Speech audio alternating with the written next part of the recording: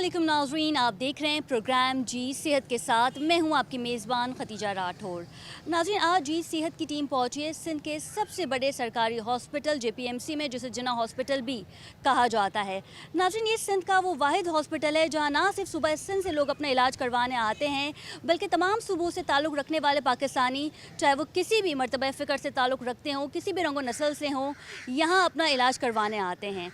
लेकिन जब पेशेंट की तादाद में इजाफा हो जाए तो फिर वसाइल की कमी भी नज़र आती है, और उन्हीं चीज़ों को हाईलाइट करने के लिए आज जी सेहत की टीम पहुंची है। डॉक्टर शाहिद रसूल साहब से भी हम बात करेंगे और जानेंगे कि इस वक्त JPMC में सूरत हाल क्या है, मज़ीद किन चीज़ों को जो है वो बेहतर किया जा रहा है। तो आइए चल के उनसे बात करते हैं।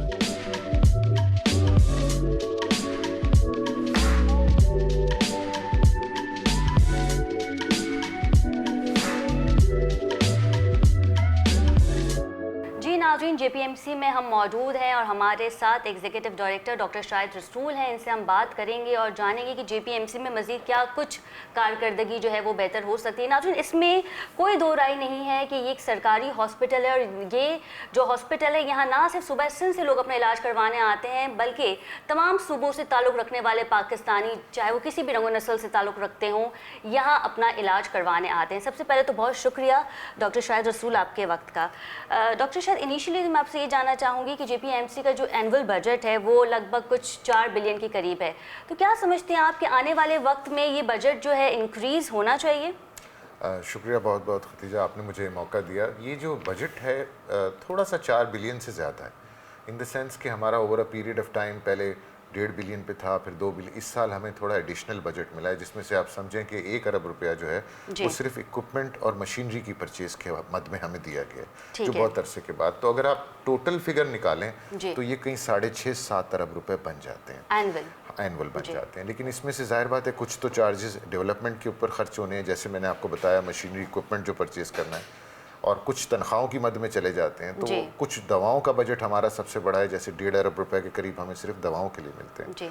लेकिन क्वेश्चन ये कि क्या ये काफ़ी है कि नहीं। बिल्कुल, यही मेरा सवाल है। उसकी सबसे बड़ी तो काफ़ी नहीं है, उसकी वजह सबसे इम्पॉर्टेंट तो ये है कि ये बजट जो सैंक्शन हुआ है ये 1100 बेड्स की बेड स्ट्रेंथ के हिसाब से हुआ है, और अब हम ऑफिशियली नोटिफाई हो गए हैं कि हमारे पास 2208 बेड हैं। तो ये एक तो हम प्रोसेस में हैं कि इस बजट को, हर हुकूमत जो है वो पर बेड आपको बजट देती है, उन्होंने एक फार्मूला निकाला होता है, तो उस हिसाब से ये बजट डबल नहीं तो कम। कलामी की माजरत चाहूँगी डॉक्टर शायद ये बताइएगा कि जो 4 बिलियन और 7 बिलियन के लगभग ये जो बजट है ये कब से मुख्तस किया गया है? ये तो पिछले साल जो बजट की तकरीर थी या बजट जो पेश किया गया था ये उसमें था। उससे पिछले साल इतना ही था, तकरीबन टोटली 2.5 से 3 बिलियन के करीब था, और इक्विपमेंट और मशीनरी की मद में कोई पैसे नहीं आए थे। इस साल दवाओं के पैसे बढ़ाए गए हैं, और लेकिन वो जो हमारी एक्चुअल बेड स्ट्रेंथ है 2208, उस पर हमें बजट नहीं मिला, बट उसको हम प्रोसेस में हैं। ऑलरेडी हम कई दफ़ा लिख चुके हैं मिनिस्ट्री को, और चीफ मिनिस्टर साहब हैज़ बिन वेरी काइंड कि उन्होंने हमें नोटिफाई भी कर दिया है कि 2208 बेड्स का हॉस्पिटल है ये। तो इंशाल्लाह वी होप कि हमें अगले साल से तो एक्स्ट्रा मिलेंगे ही, जो हमारा राइट है, मतलब जितने बेड्स हैं उसके हिसाब से तो मिले ना।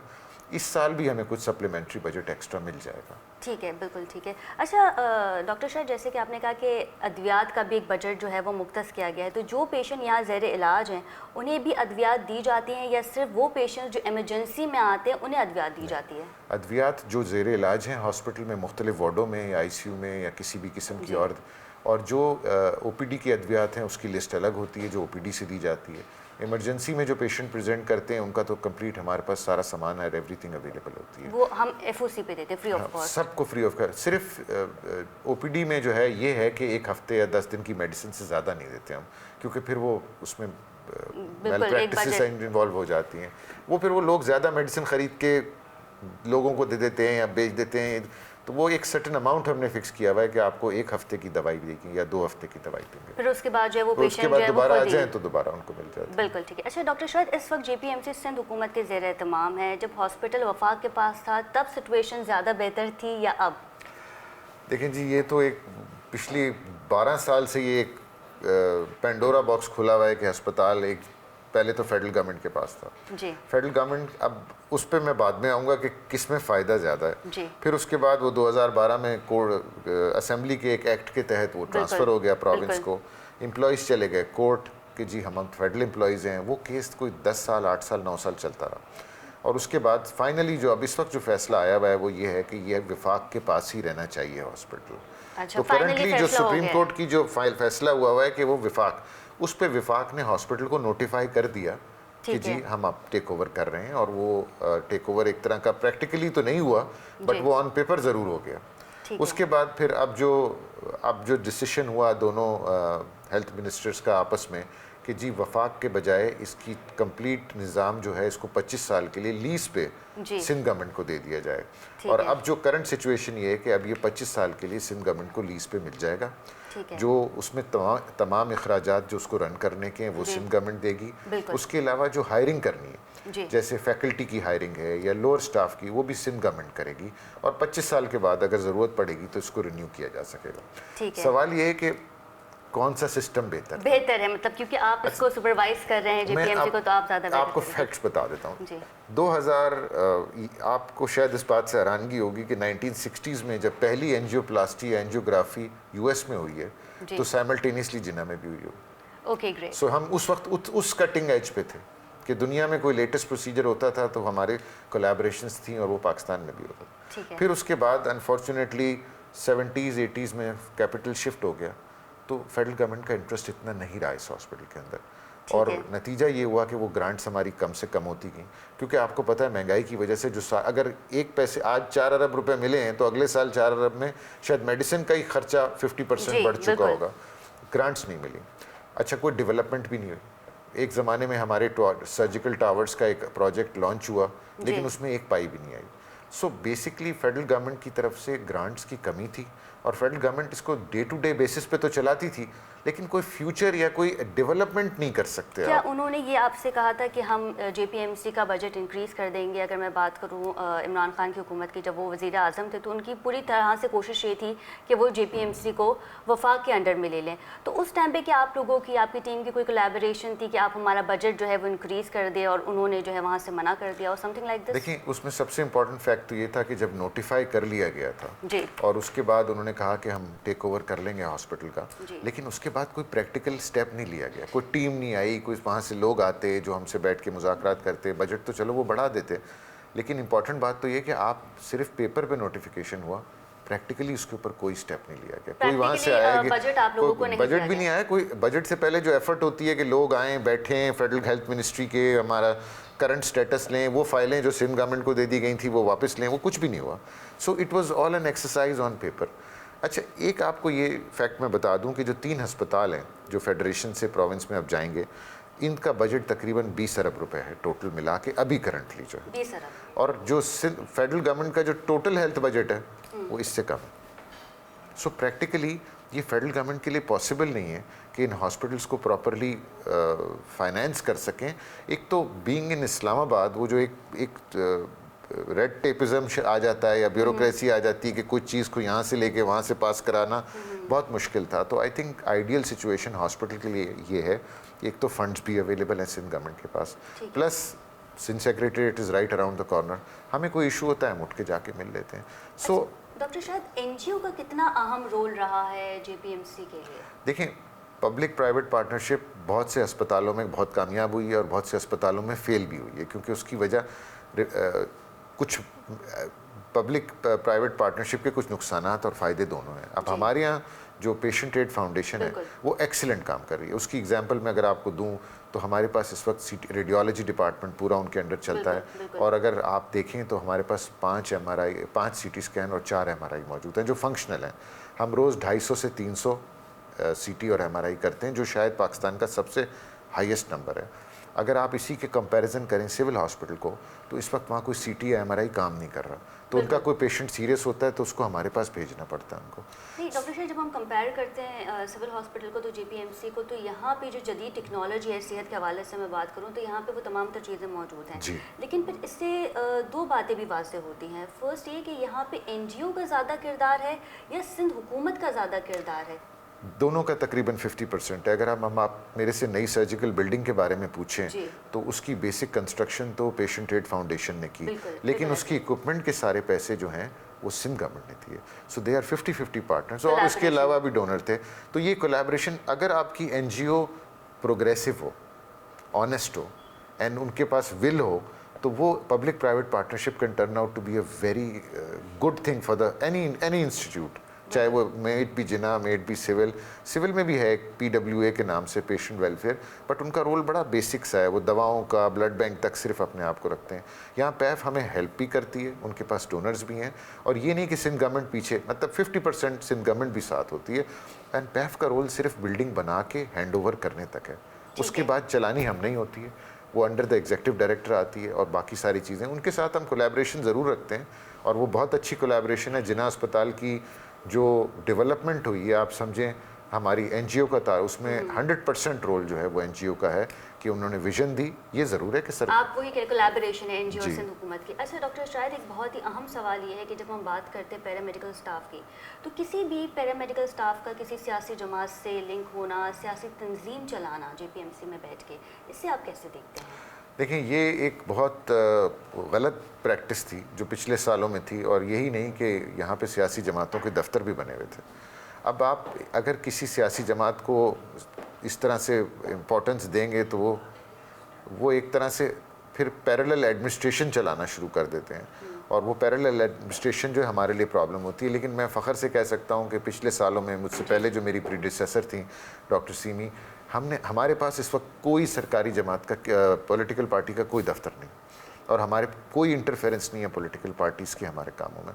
थोड़ा सा आपको स्टैंड ज़रूर लेना पड़ता है, ठीक है, लेकिन इवेंचुअली ये एक बहुत गलत प्रैक्टिस है, फिर उसकी वजह से लोग सफ़र करते हैं, क्योंकि वो लोग जो पार्टी के अंडर आ जाते हैं, सियासी जमातों का क्या ताल्लुक अस्पताल की रहने बिल्कुल में। हॉस्पिटल के अंदर जो है, जो यहाँ पे इलाज करवाने आते हैं, वो तो अपनी सेहत को बेहतर करने के लिए आते हैं, और यहाँ पे अगर किसी पॉलिटिकल पार्टी से कोई भी XYZ हम और आप लिंक है, तो फिर उसकी तंजीम को यहाँ आगे चलाना, उसको आगे उसको बढ़ाना, तो ये बहुत ही नेगेटिव पर्पस में जो आता है। तो उसकी रोकथाम के लिए आपने क्या पॉलिसी बनाई, और आने वाले वक्त में JPMC को बेहतर करने के लिए मजीद क्या कुछ किया जा सकता है? देखें, एक तो इसकी ज़ीरो टॉलरेंस है, हम किसी किस्म की पॉलिटिकल एक्टिविटी यहाँ अलाउ नहीं कर सकते, ठीक। हाँ ठीक है, अब तो थोड़े दिनों में यूनिवर्सिटीज़ में अलाउ हो जाएगी। हमारी जो यूनिवर्सिटी है जिना सिंध मेडिकल यूनिवर्सिटी, वहाँ पे पॉलिटिकल एक्टिविटीज़ होंगी, स्टूडेंट्स शामिल होंगे उसमें। एक तो ये, दूसरा ये कि आने वाले दिनों में जो हम सबसे इम्पॉर्टेंट चीज़ें, जो कई चीज़ें जो हाईलाइट मैं कर सकता हूँ, कि जैसे हमारा पूरे पाकिस्तान का सबसे बड़ा साइकाइट्री वार्ड यहाँ बन गया है, उसमें ऑलरेडी काम शुरू हो गया है, और वो इंशाल्लाह उसका इफ्तिताह करके उसको प्रॉपर तरीके से उसका प्रॉपर लॉन्च करें। सबसे बड़ा न्यूरोलॉजी का इदारा, न्यूरोलॉजिकल मेडिसिन का, वो हमारे पास खुल गया, वो 120 बेडेड है। इसके अलावा अब हम जो सबसे इम्पॉर्टेंट चीज़ है, ये जो हमारी मेडिकल की पुरानी बिल्डिंग्स हैं, ये बैरक्स हैं पूरा, कुछ तो रिकन्स्ट्रक्ट भी हुए हैं मगर कुछ पुरानी हालत में ही हैं, सिर्फ रिपेयर में। पूरा मेडिकल टावर, हम जैसे सर्जिकल टावर बनाएं, पूरा मेडिकल टावर पैफ के साथ मिलके हम इंशाल्लाह बनाएंगे, और उसके बाद ये सारे ख़त्म हो जाएंगे। उसी मेडिकल टावर में सब स्पेशलिटीज़ भी होंगी और मेडिकल यूनिट्स भी होंगे। बिल्कुल ठीक है, बिल्कुल ठीक है डॉक्टर शाहिद, बहुत शुक्रिया आपके वक्त का। साथ ही साथ मैं ये भी चाहूँगी कि डॉक्टर शाहिद आप हमें जो आपकी सर्जिकल बिल्डिंग है, आपकी टीम हमें वहाँ का भी विज़िट करवाए, और साथ ही साथ जो साइबर नाइफ है, जो कि बहुत बड़ी काविश है, उस हवाले से भी हम बात करेंगे after a short commercial break. Stay with us.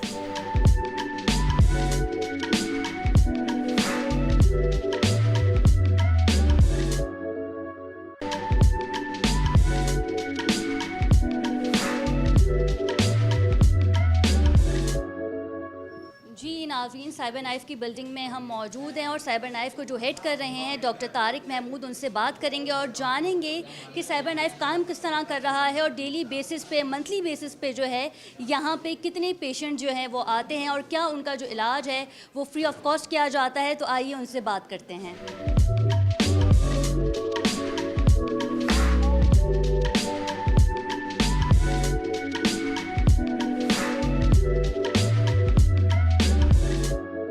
Cyber knife एक बहुत बड़ी काविश है JPMC की, और अगर मैं आपको ये कहूँ कि ना कि सिर्फ पाकिस्तानी लोगों का इलाज यहाँ पे किया जाता है, बल्कि दीगर ममालिक से भी लोग यहाँ पे आते हैं अपना इलाज करवाने के लिए, और इस डिपार्टमेंट को हेड कर रहे हैं डॉक्टर तारिक महमूद। सबसे पहले तो बहुत शुक्रिया डॉक्टर तारिक महमूद आपके वक्त का। बताइएगा, साइबर नाइफ जो काविश है, एक तो की बहुत बड़ी काविश है, लेकिन कितने ममालिक ऐसे हैं जो यहाँ पर आते हैं, अपना इलाज करवाते हैं, और क्या वो जो ट्रीटमेंट है वो फ्री ऑफ कॉस्ट होता है? जी, सबसे पहले बहुत शुक्रिया आपके चैनल का। साइबर नाइफ में अभी तक हमारे पास 15 मुल्कों से और पाकिस्तान के 167 शहरों से, 167 शहरों से अभी तक अल्हम्दुलिल्लाह लोग इलाज करा के जा चुके हैं। और हमने पहला यूनिट 2012 में लगाया था, फिर 2018 के अंदर हमने दूसरा यूनिट लगाया, और 2020 में हमने टोमोथेरेपी लगाई। तो अल्हम्दुलिल्लाह कैंसर के लिहाज से ये दुनिया में वाहिद फैसिलिटी है जहाँ ट्रीटमेंट फ्री होता है irrespective of nationality, religion, ethnicity. अच्छा डॉक्टर तारिक, अगर हम ये कहें कि यहाँ पे पेशेंट का जो है वो बहुत ज़्यादा रश होता है, तो ऑब्वियसली आप लोगों के ऊपर भी खासा बर्डन जो है वो हमें नज़र आता है। मैंने खुद भी इस चीज़ को अभी देखा है। तो जो पेशेंट यहाँ पे आते हैं तो उन्हें कितने ड्यूरेशन का, ये कितने मंथ का या वीक का टाइम दिया जाता है कि आपका जो साइबर नाइफ का जो आपका प्रोसीजर है वो इस टाइम पर शुरू हो जाएगा? हमने जब 2012 में साइबर नाइफ लगाया था तो उस मशीन पे हम 4 पेशेंट डेली करते थे। साइबर नाइफ अर्ली स्टेज के कैंसर को क्योर करता है। बदकिस्मती से अर्ली स्टेज के ऊपर डायग्नोसिस पाकिस्तान में बहुत ज़्यादा होती नहीं, तो इस वजह से 2012 में हमने लगाया। 2015 में 5-6 वीक्स का वेटिंग टाइम आया तो हमने अपने रोबोट को अपग्रेड किया। फिर 4 के बजाय हमने 8 मरीज़ करना शुरू किए। फिर 2018 के अंदर फिर 5-6 का वेटिंग टाइम आया तो हमने दूसरा यूनिट लगाया। अब इस वक्त हमारे पास क्योंकि 2 यूनिट्स हैं तो बहुत ज़्यादा वेटिंग टाइम नहीं है, विदिन 3-4 वीक्स लोग हो जाते हैं। लेकिन मुझे लगता है कि कोविड की वजह से ये रश कम था, अब कोविड के बाद बढ़ने लगा है। तो इंशाल्लाह हम कोशिश करेंगे कि हम नया साइबर नाइफ के लिए कोशिश कर रहे हैं, क्योंकि डोनर मिले और नया साइबर नाइफ जो 2012 में लगाया उसको हम रिप्लेस करें। तो जो नया यूनिट है उसके ऊपर कैपेसिटी होगी 30 मरीज़ करने की। ठीक। अच्छा डॉक्टर तारिक, ये भी बताइएगा कि अगर हम बात, क्योंकि साइबर नाइफ के हवाले से ही हम बात कर रहे हैं, तो क्योर करने की जब बात आती है तो कैंसर की अगर मैं 4th स्टेज की बात करूं, 3rd स्टेज की बात करूं, तो क्या ये साइबर नाइफ उस पेशेंट को या उस मर्ज़ को जो है वो क्योर कर सकती है ईज़िली? नहीं, साइबर नाइफ स्टेज 1 और कुछ केसेस में स्टेज 2 को ट्रीट करता है। स्टेज 3 और 4 के केसेस साइबर नाइफ पे जनरली नहीं किए जाते क्योंकि अर्ली स्टेज के ऊपर ही क्योर मुमकिन है। तो जो स्टेज 3 और 4 के केसेस होते हैं उनको फिर हम टोमोथेरेपी के साथ मैनेज करते हैं। और वो भी FOC दिया जा रहा है? जी बिल्कुल, हमारे पास JPMC में कोई कैश काउंटर नहीं है। मैंने यही बताया, पूरी दुनिया में इस वक्त 8 और ऐसे सेंटर हैं जिनके पास 2 साइबर नाइफ और टोमोथेरेपी की मशीन है, बट हम पूरी दुनिया में वाहिद हैं जहाँ ये ट्रीटमेंट फी सबिलिल्लाह होता है irrespective of patient background. Doctor Tariq, हम ये भी सुनते हैं कि साइबर नाइफ की जो मशीन है वो ख़राब है, वर्किंग में नहीं है, पेशेंट इंतज़ार कर रहे हैं, तो इस बात में कितनी सदाकत है ये भी बताइएगा। तो हमारा कंपनी के साथ एग्रीमेंट है कि वो हमें 250 दिन चलता हुआ रोबोट देते हैं। अल्हम्दुलिल्लाह ये, और यही दुनिया भर में, चूँकि एक बहुत हाईटेक मशीन होती है, उसकी ख़राब होने के अलावा, उसकी रिपेयर मेंटेनेंस के अलावा उसकी प्रिवेंटिव मेंटेनेंस बहुत ज़्यादा होती है। तो हर जगह पे दुनिया में जहाँ भी साइबर नाइफ लगे हैं वो 365 में 250 दिन चलता है। अल्हम्दुलिल्लाह 2012 से आज तक हम 250 से 260 दिन हमारे साइबर नाइफ चले। तो इस वजह से इस बात में उस तरह सदाकत नहीं है। हमारा साइबर नाइफ कंपनी के साथ 250 दिन का एग्रीमेंट है और 2012 से लेके आज तक कभी किसी साल में भी हमने 250 दिन से कम उसको ऑपरेट नहीं किया। Right now cyber knife working में है? हमारा एक यूनिट जो है उसकी ट्यूब रिप्लेस हो रही है। इसकी बेताशा चीज़ें होती हैं और एक यूनिट आपको सामने मरीज़ हो रहा है। ठीक है, तो इस वजह से जैसे मैंने बताया ना कि इनकी प्रिवेंटिव मेंटेनेंस भी होती है। कुछ चीज़ों की जब लाइफ पूरी होती है तो वो रिप्लेस होती हैं। तो साइबर नाइफ यूनिट 1 जो है उसकी ट्यूब रिप्लेस हो रही है, साइबर नाइफ 2 के ऊपर इस वक्त मरीज़ हो रहा है। अच्छा डॉक्टर तारिक, ये भी बताइएगा, क्या ये कहना गलत होगा कि साइबर नाइफ की जो काविश है वो सिर्फ़ और सिर्फ पेशेंट एड फाउंडेशन की वजह से है, क्योंकि इसमें सिंध हुकूमत का कोई कोलैबोरेशन नहीं है? ज़रा इसको ज़रा बताइएगा ब्रीफली इस बात को। नहीं, ये बिल्कुल गलत होगा। Patients aid foundation government of Sindh ने मिल के जिन्ना हॉस्पिटल के अंदर ये फैसिलिटी क्रिएट की है और इसको ऑपरेशनल रखा हुआ है। Government of Sindh patient aid foundation के साथ डॉलर टू डॉलर मैच करती है। नॉट ओनली साइबर नाइफ, उसके अलावा भी जितने भी हमारे प्रोजेक्ट्स होते हैं। 2010-11 से जब से हम गवर्नमेंट ऑफ सिंध में आए हैं, पेशेंट एड फाउंडेशन ने गवर्नमेंट ऑफ सिंध के साथ मिलके यहाँ 1108 नए बेड कंस्ट्रक्ट किए हैं। इससे पहले फेडरल गवर्नमेंट ने जब से कैपिटल यहाँ से शिफ्ट हुआ, 1 रुपये का डेवलपमेंट वर्क यहाँ नहीं किया, कोई भी फेडरल गवर्नमेंट में हुकूमत में रहा। ठीक है, तो इस वजह से गवर्नमेंट ऑफ सिंध और पेशेंट एड फाउंडेशन का जो मॉडल है वो एक बहुत ही एक्सेप्शनल और सक्सेसफुल मॉडल है। बहुत शुक्रिया डॉक्टर तारिक आपके वक्त का।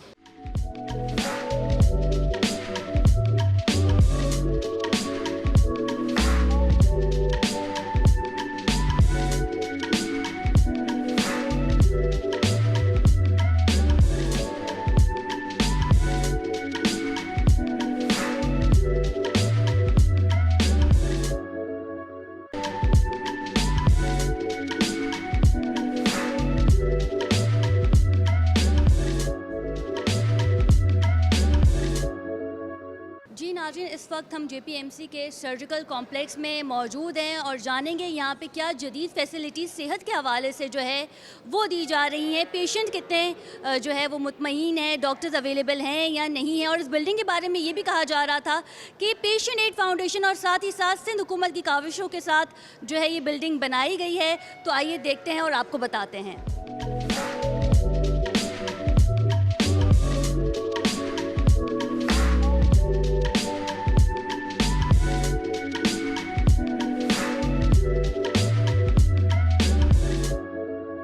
जी नाज़रीन, इस वक्त हम JPMC के सर्जिकल कॉम्प्लेक्स में मौजूद हैं और मैं यहाँ पे ICU में हूँ। जैसे कि मेरा कैमरामैन आपको पीछे दिखा सकते हैं कि ये ICU है और अमूमन जो है हमें इजाज़त नहीं होती कि हम ICU में जाएं, बात करें, लेकिन हमारी कोशिश ये होती है हमारे प्रोग्राम की और GTV की कि हम आपको हर उस चीज़ से जो है वो अपडेट करें। हमारे साथ यहाँ पे मौजूद हैं ICU के डिपार्टमेंट को जो सुपरवाइज़ कर रहे हैं और ये यहाँ पे तमाम तर चीज़ों को देखते हैं, इनसे बात करेंगे और जानेंगे कि यहाँ पे क्या जदीद चीज़ें जो है सर्जिकल के हवाले से मौजूद हैं। क्योंकि इस कॉम्प्लेक्स की हमने तारीफ़ तो बहुत सुनी थी, लेकिन यहाँ पे आके जो है कुछ सूरत हाल जो है वो डिफरेंट है, वो इनसे जानेंगे। सबसे पहले तो बहुत शुक्रिया आपके वक्त का।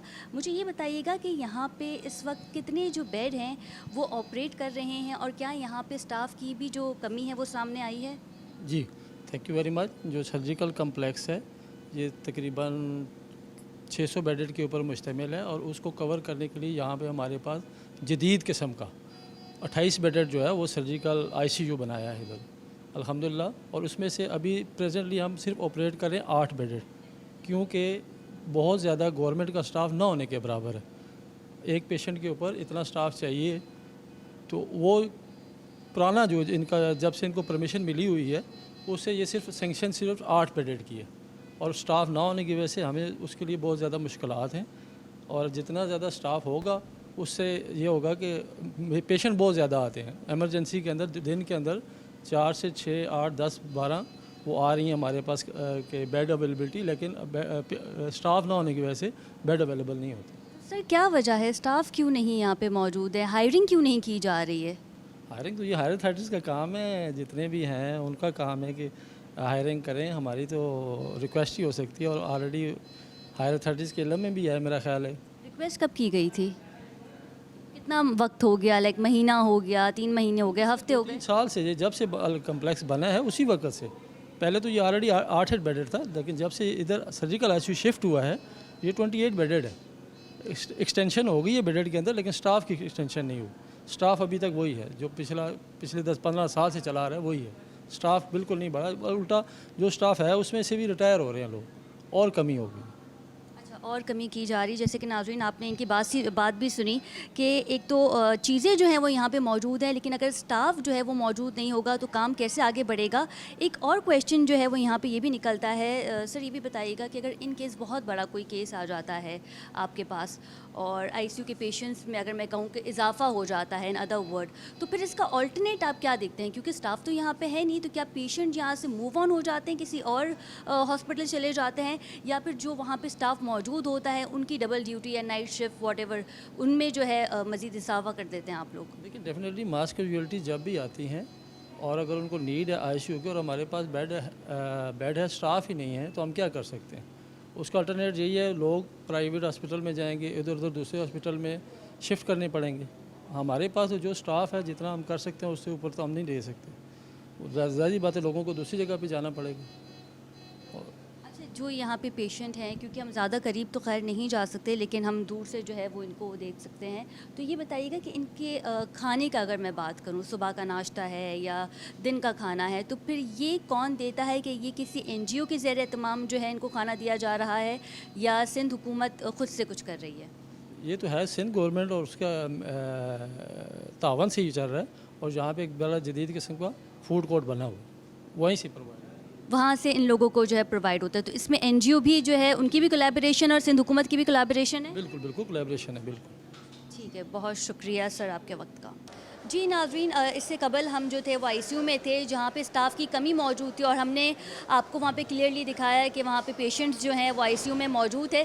साथ ही साथ अगर मेरे कैमरामैन आपको दिखा सके, मैं जनरल सर्जरी फ़ीमेल ओपीडी के जो बिल्कुल पीछे खड़ी हूँ, जहाँ पे जो फीमेल्स हैं जब उनकी सर्जरी हो जाती है और फिर एक वक्त के बाद वो डॉक्टर्स के पास आते हैं ओपीडी में, तो यहाँ जो है वो इनका ट्रीटमेंट किया जाता है और फिर उनको मेडिसिन दी जाती है। हम यहाँ के डॉक्टर से भी बात करते, लेकिन क्योंकि वक्त बहुत ज़्यादा हो गया है और पेशेंट्स जो हैं वो जा चुके हैं, डॉक्टर्स यहाँ पे मौजूद नहीं हैं। लेकिन ओवरऑल अगर मैं बात करूँ तो यहाँ पे इस बिल्डिंग में तमाम तर चीज़ें जो हैं वो प्रोवाइड की गई हैं। सर्जरीज़ हैं यहाँ पे, फ़ीमेल की जो ओपीडी है उसका एक अलग से इन्होंने पोर्शन जो है वो बनाया हुआ है। और इससे मेरे पीछे भी आप देख सकते हैं, अगर मेरे कैमरामैन आपको दिखा सके, कि यहाँ पे अब भी जो हैं वो ख़वातीन अपने घरों की तरफ जा रही हैं क्योंकि टाइम ख़त्म हो गया है, डॉक्टर्स यहाँ पे मौजूद नहीं। और ये जो ओपीडी है ये सुबह के वक्त लगती है, ख़ासा रश यहाँ पे होता है। और क्योंकि ये सरकारी हॉस्पिटल है, जब सरकारी हॉस्पिटल होते हैं तो वहाँ पे चीज़ें तो होती ही होती हैं, लेकिन वसाइल की जो कमी है वो भी नज़र आती है। तो अब ये कहना गलत ना होगा कि 4 बिलियन 5 बिलियन का जो बजट है जेपीएमसी का, वो कम बजट है। इस बजट को जो है वो थोड़ा इंक्रीज़ जो है वो करना चाहिए सिंध हुकूमत को।